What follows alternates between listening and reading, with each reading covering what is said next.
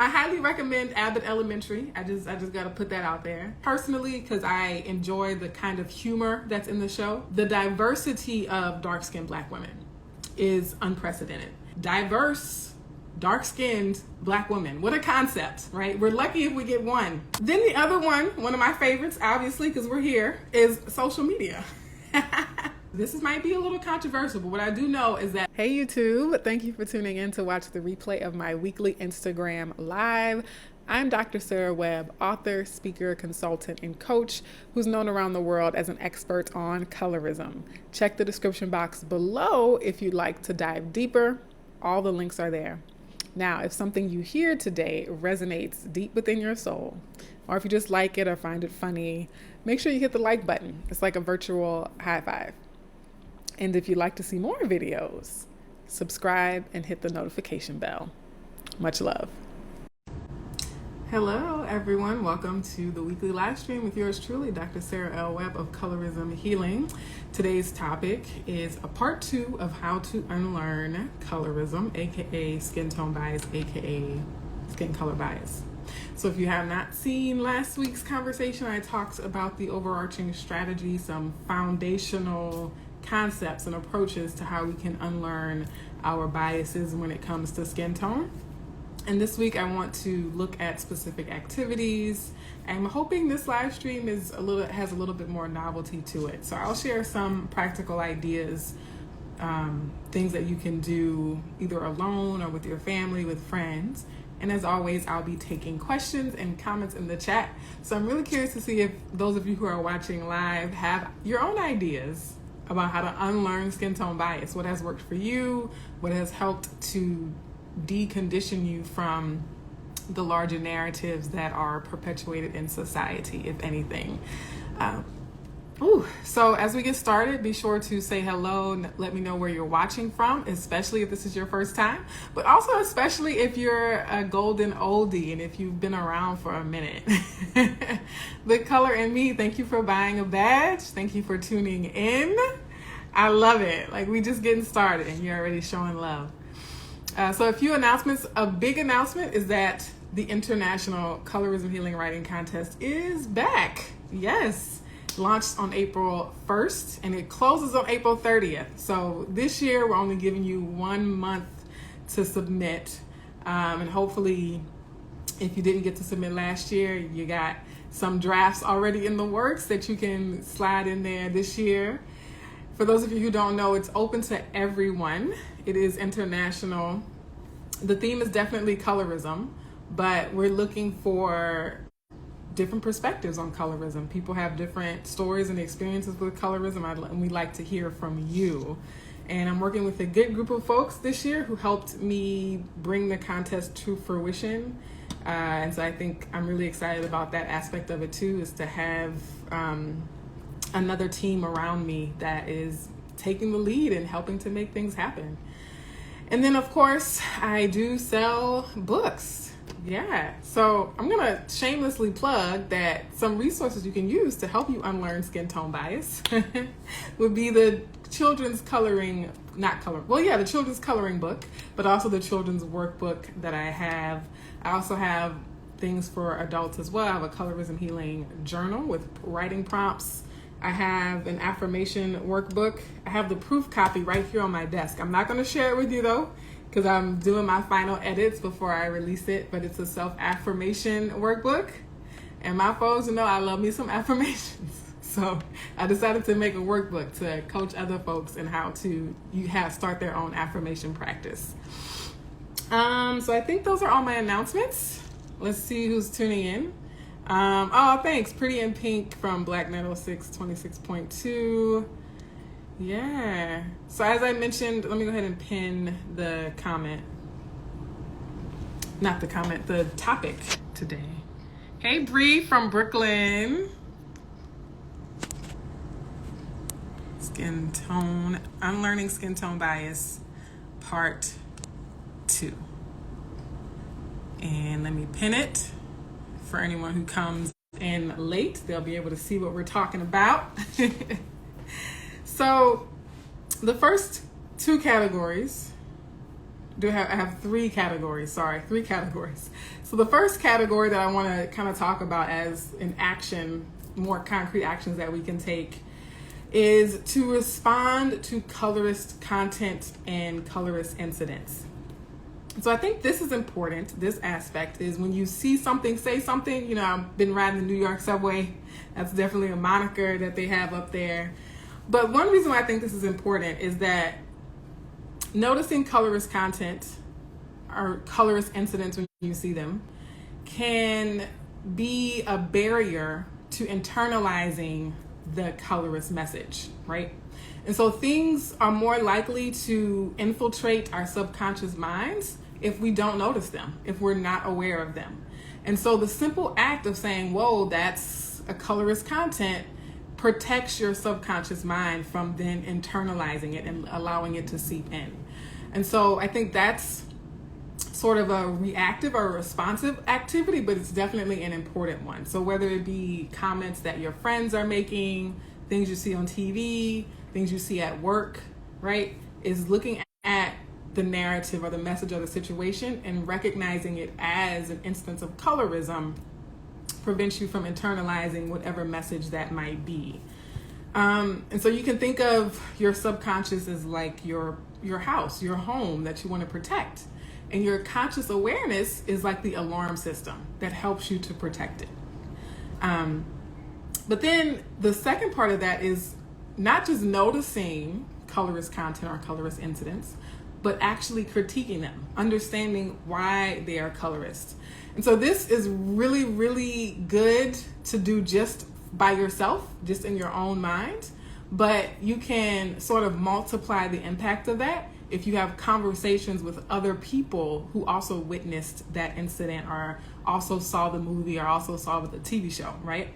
So having a conversation with other people about why that was an example of colorism, not only does that work for you, but then you're multiplying that and helping someone else not to internalize that message.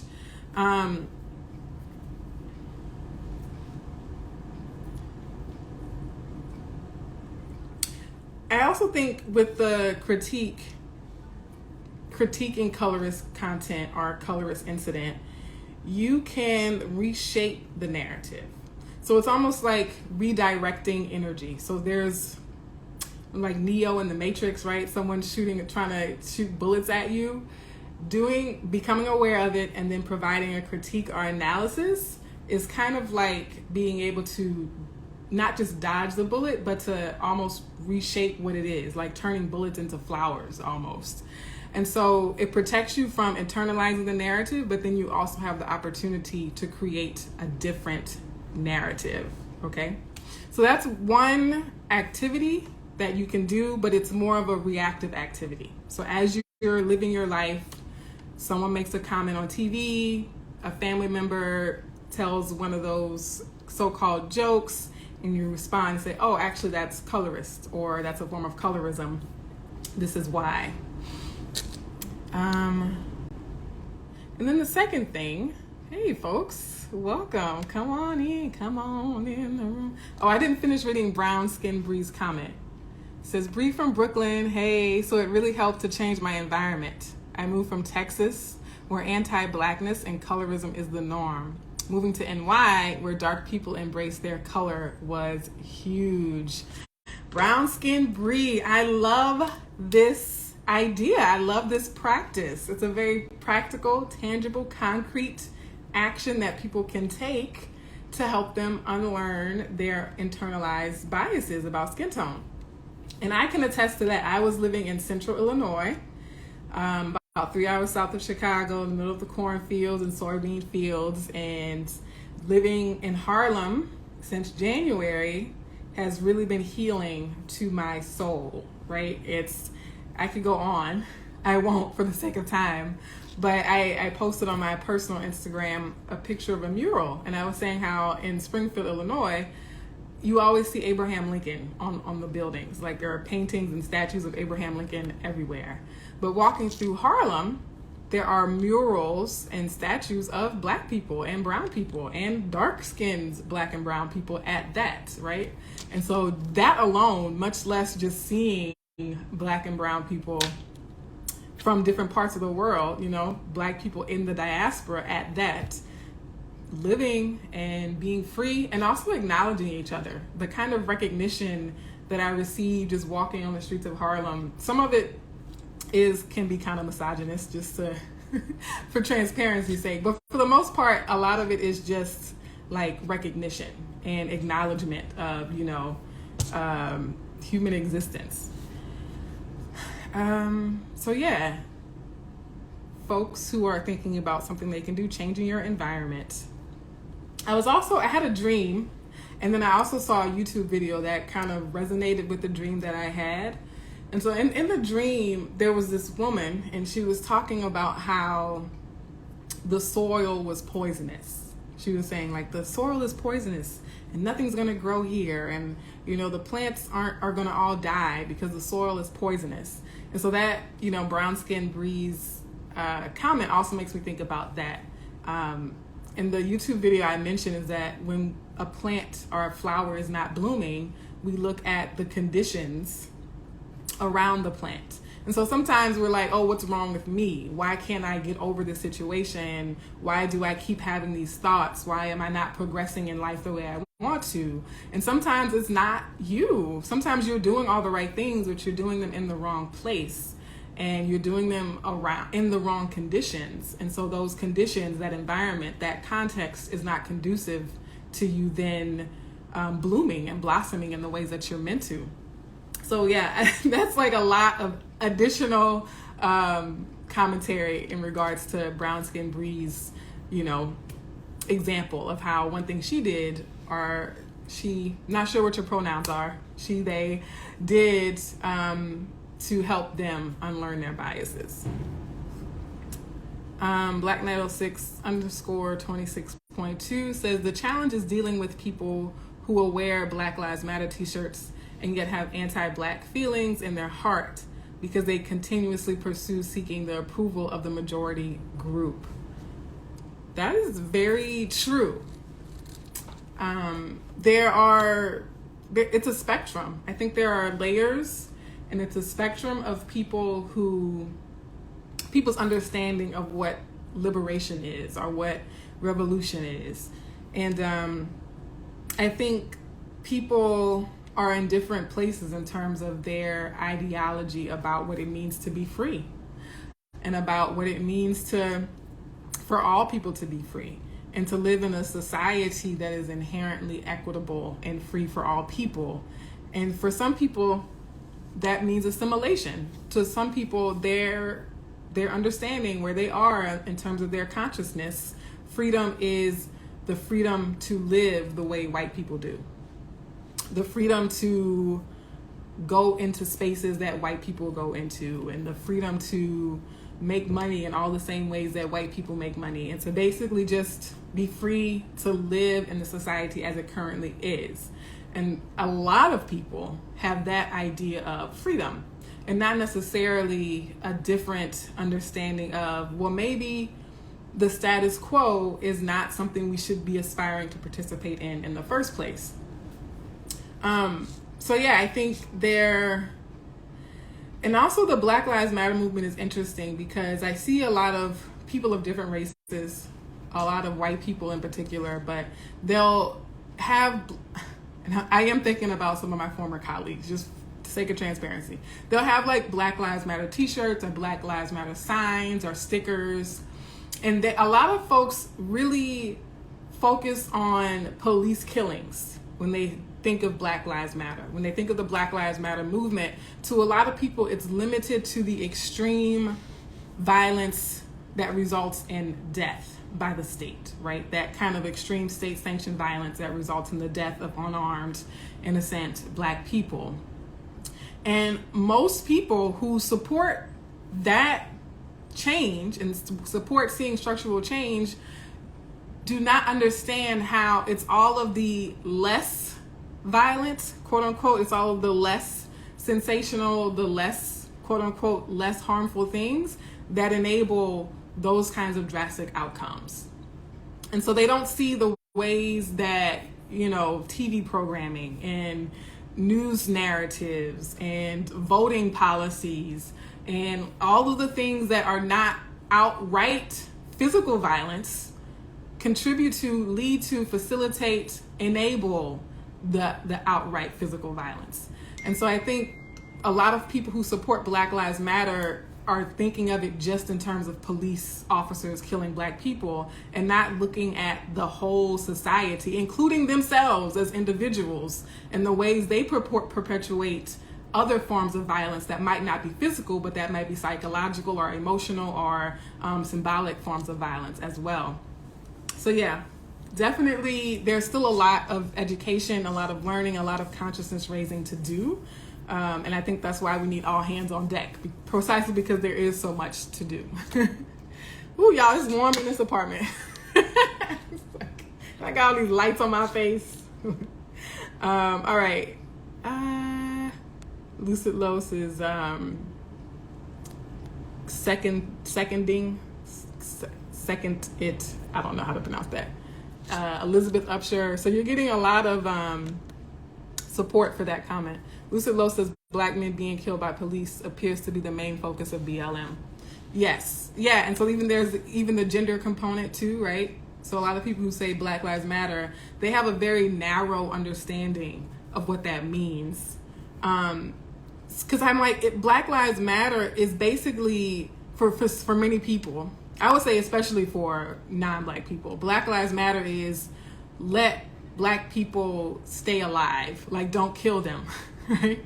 But I think for folks like me, for those of you who are watching this live, and for many other Black people, including the Black people who started the movement, I think we don't want to just not be killed, right? We want to actually live.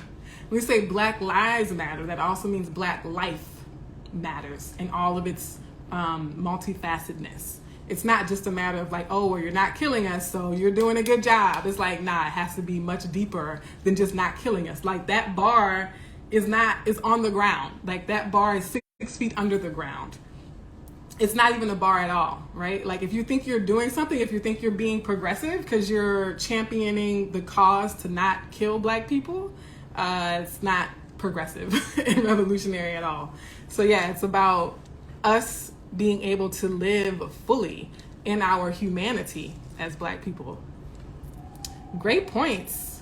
Okay, let me get back to this topic, and then I'll check back in on the comments in just a second. The second category of activities are more proactive. So the first section was about reacting to colorist incidents, reacting to instances of colorism when you see them happening, and how that can help you keep you from internalizing that messaging. And now I want to talk about the more proactive things that you can set out to do and make a plan to do going forward on a regular basis. And the first of those two categories is curating and consuming media and entertainment. So I'm starting with that because I think it's the most accessible one for most people, and the most I think it's the first thing that comes to mind, and it's like literally at the tap of a finger. It's literally at your fingertips. If you're holding a phone, if you're sitting at your computer,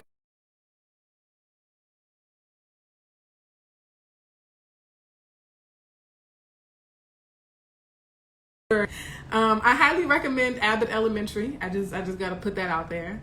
But the basic gist, you've heard this before, you've heard this many times, is to watch less movies and TV shows that are colorist and or don't represent dark-skinned Black people, and consume more TV and media that does. And so I recommend Abbott Elementary personally because I enjoy the kind of humor that's in the show, but the diversity of dark-skinned Black women is unprecedented.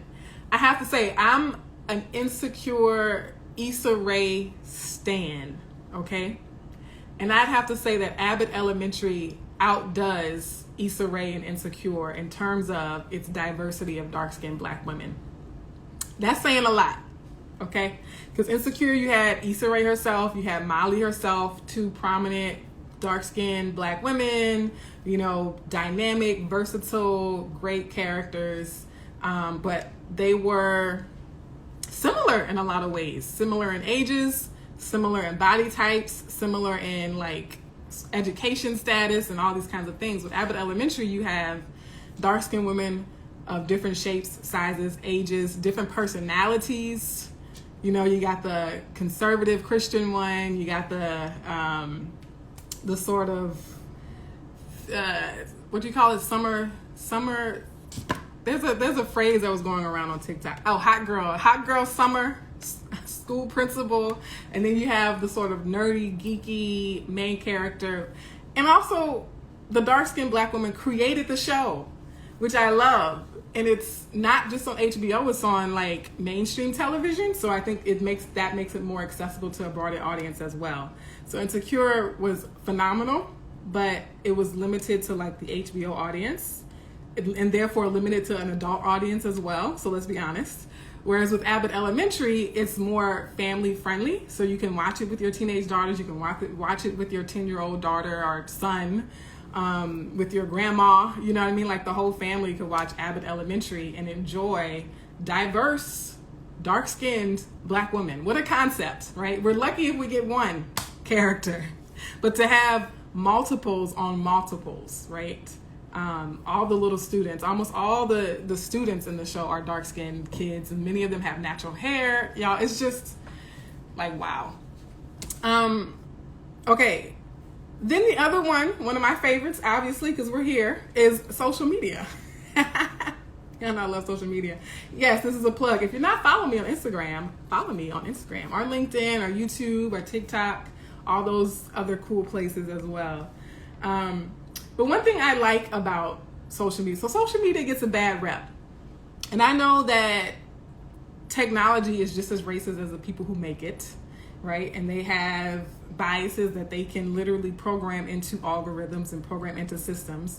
But what I do know, so this might be a little controversial, but what I do know is that we train the algorithm. A lot of people talk about the algorithm as if it's is this monster that's out to get us and out to make us mad and unhappy. When actually it's quite the opposite. If you talk to people who write algorithms, there is like a Black woman on TikTok who's an engineer who writes algorithms. The purpose of an algorithm is to make the user happy at the end of the day. Okay, so for anyone who maybe is unsure about this, these social media platforms want to make money. The way they make money is to keep people using them, to make people use them as often as possible. And so they're incentivized to give you more of what's going to keep you on the platform. They hurt themselves if they give you content that you don't want. If they give you content that you don't like, it hurts them. So they're incentivized to give you more of the videos that you like, to give you more of the pictures that you like. And so here's what you do, because when I first joined TikTok, everybody was complaining. It was like, I don't see enough Black people on my For You page, and all I see is these white girls on my For You page. And I was like, my For You page is blackity black, black, black. I only see Black people. And the few white people that pop up on my profile are talking about racism. They're talking about white privilege, or they're the quote unquote woke kind of white folks. And so what you do is, here's a little insider tip. If you're going to use social media, train the algorithm. Teach the algorithm what you like. Here's how you do that. 1, unfollow and stop interacting with the kind of content you say you don't like. It always trips me out when people say, oh, I don't want to see, all these light-skinned people in my profiles. And I'm like, well, again, the algorithm is responding to what you engage with. So if you stopped engaging with that kind of content, you would see less of it. And here's the other half of that equation, just as important. Start engaging with the content you do want to see. Unfollow, disengage with content you don't want. Follow and engage with content you do want. Follow the hashtags you like. Follow hashtags like melanin poppin'. Follow hashtags like, dark-skinned beautiful people, or black girl bliss, or black boy joy. Follow those hashtags. Follow those accounts that post the pictures and the videos you want to see. And actually leave comments. Actually like, actually share, actually save. And then post that kind of content yourself. So if you're also posting about that, you're also teaching the algorithm what you're interested in, like what your content bubble is. And that's how I built my echo chambers. They say social media is an echo chamber. That's how I built my echo chambers. My echo chambers are solid. I do not get racist content in my feed. I do not have a bunch of mixed race girls doing makeup on my feeds in any of my social media profiles. It's all content that's like me. And that is very intentional. So you too can build your own echo chamber.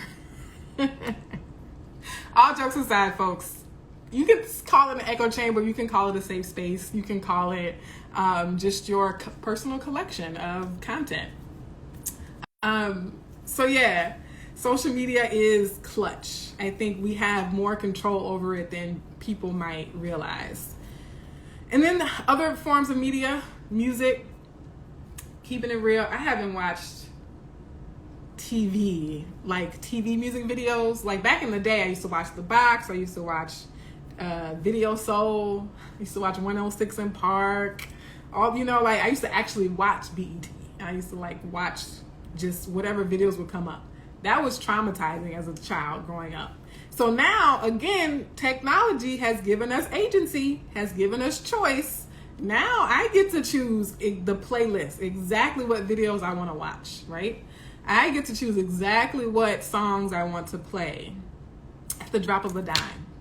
And so YouTube is very clutch for that. Also, lyric videos are a saving grace, because if you like a song, but you don't want to subject yourself to the colorist imagery, then you can still play the song without seeing the images. So lots of things we can do that we can take control of. And music is, I play music. I'm one of those people that plays music all day, every day. Other things you might look at, print media, magazines. Crown Mag is one of my favorites. Just their photography is art. Pure artistry, just a beautiful work of art, the way they make Black women look. And yes, they photograph Black women of all shades, like they're not specifically centered on dark-skinned women per se, but they always do right by dark-skinned women in that magazine, I have to say. Crown Mag is spelled CRWN, so no O, just CRWNMAG, Crown Mag. All right, let's see some of these comments that I promised I would come back to.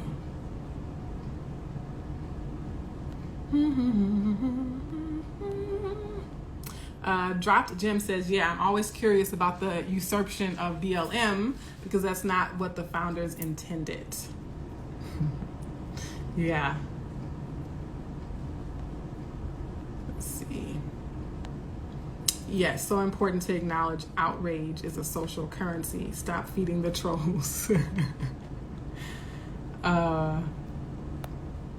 Black and POC are difficult to differentiate online sometimes, because Black people barely differentiate the two. So I find it hard to see exclusively Black anything, even on Black pages. Yeah.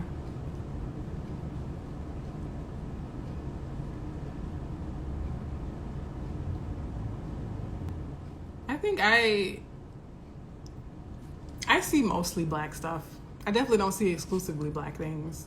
But if you don't have one page that is exactly what you want, then I think there are ways of, maybe not on social media, but there's got to be a way for you to create a virtual experience or a physical experience that is exactly what you want. And so I think social media, like I was saying, we have more control over that than we actually think. But you're right, we don't have complete control over it. And so there's always that limitation. So I think that's where other things like the books that you keep in your home, the artwork that you keep in your home, the background on your computer, the clothes you wear, the way that you curate your friendship circle, right? Like, I think there are other ways to exercise control and agency of your environment. And the virtual environment definitely has its limitations. I'm even thinking about like starting your own like Pinterest board or like Tumblr board, and that way you can come back to it. So with like, if you create your own Pinterest board, you select the images that are on it, and it's something that you can refer back to as you're trying to untrain or retrain your subconscious programming. And so that does lead me to my last category of like other proactive activities. I thought this was going to be a short one. It's short relative to my other ones. So I'm just going to throw out a list of possible things that I have actually done. I've done a lot of these things, but making a collage, activities that you can do as an adult, but they're also really fun to do as kids. I made a lot of collages for natural hair when I was in high school. I used to do a lot of collaging of Black people from magazines, especially when Black magazines finally started including natural hair. I remember Hype Hair or something like that, one of those popular hair magazines, they started adding like a natural hair insert.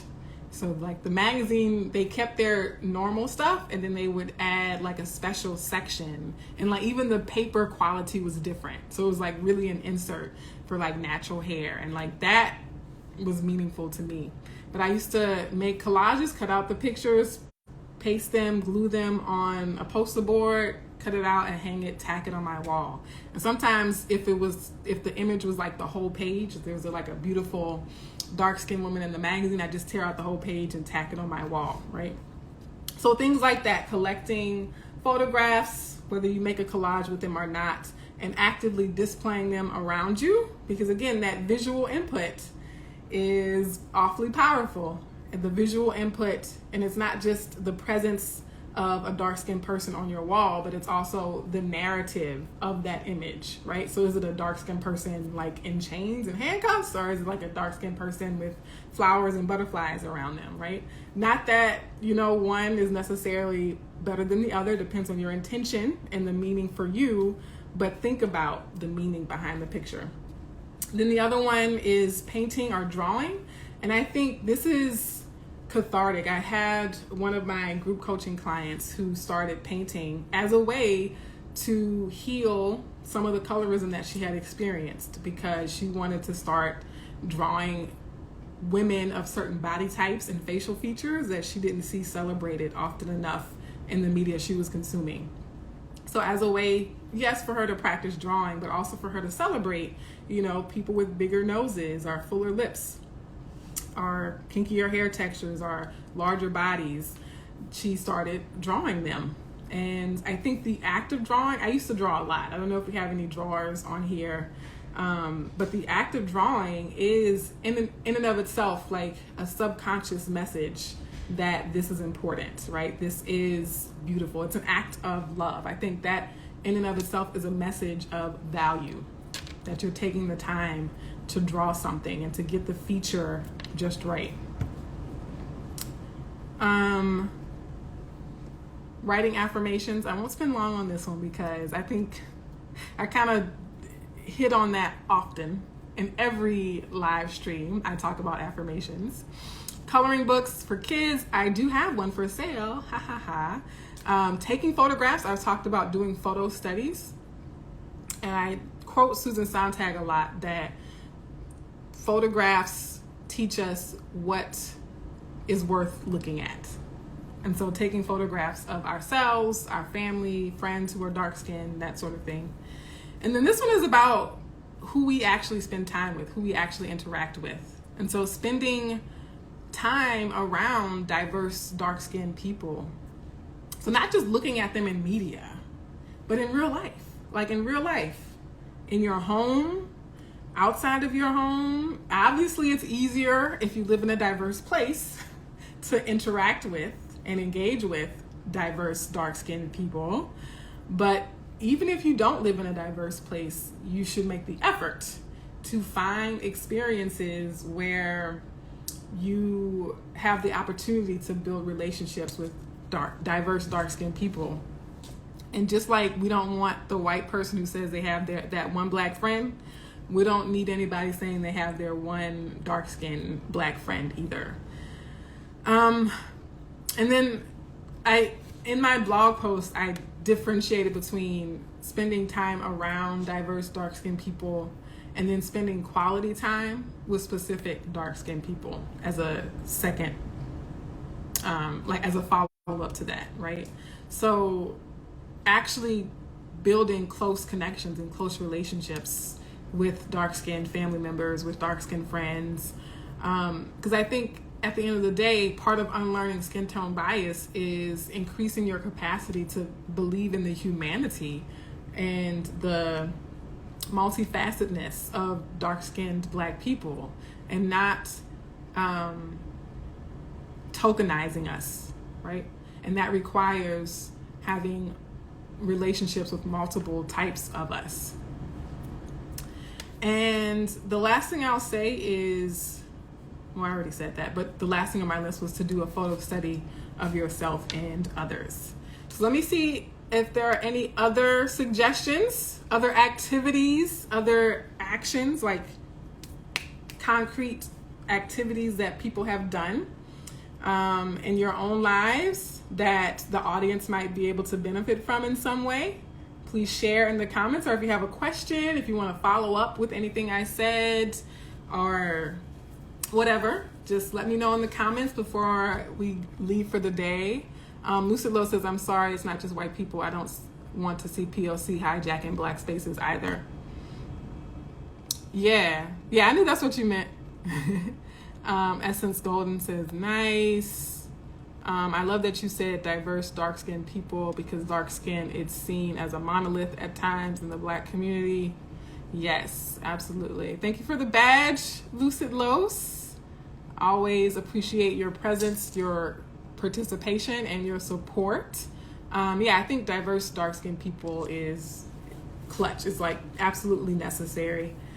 We talked a lot about how when they do choose dark-skinned people, it's often people who happen to have dark skin, but they approximate whiteness or the white standard of beauty in all the other ways, right? Whether it's their features or their hair texture or their body types or even their affluence, their personal style, their politics, right? And I also mentioned one time too, I was thinking about this. I've been thinking about this a lot, about how I love that, my platform grows and that people see me around the world as, a colorism expert. But I don't think I can be the penultimate face of for dark-skinned people. One, because there are people who are even darker than I am who need representation as well. And two, because I think there are people who are gender diverse and have different body types and physical abilities that still are not as represented even amongst the growing representation for darker skinned people. So constantly diversifying diversity, like diversity on diversity on diversity. And that's the intersectional piece there. All right, so I don't really have an affirmation today, but I do have, a task for you all to actually start doing one or more of these things. Or if you have already done some of these things, if you already do these activities, let's celebrate you and let's continue to do them. But tell me about it. Let us know what you've tried, what you continue to try, what you might try next. If you are bringing other people along with you as you start to do these things, like if you're going to do a collage with your kiddos this weekend, or if you're going to critique a colorist music video with your friends or your coworkers next time you talk to them. Let's talk to each other about what we're doing so that we can be supportive. All right, y'all, I'm going to go change into something that's not quite as warm as this sweater. I love this sweater because it's so warm. It's kept me really warm out here in these New York streets this year. But inside this apartment, it's a bit much. So I'm gonna go change into more cool clothing. And in the meantime, I hope y'all enjoy the rest of your week. I am so humbled and honored that you dropped in to hang with me and to talk about this very important topic. It's always my hope and my prayer that I have been a good steward of your time and attention. And I'll see you all next week. I say this a lot lately. I don't know what I'm talking about next week. So maybe I do. I think I usually plan it out the first Wednesday of every month. So this Wednesday I'll pin it down for sure. And I'll be letting y'all know. All right, much love. Don't forget the writing contest is open. So yeah, submit. Love y'all. Bye.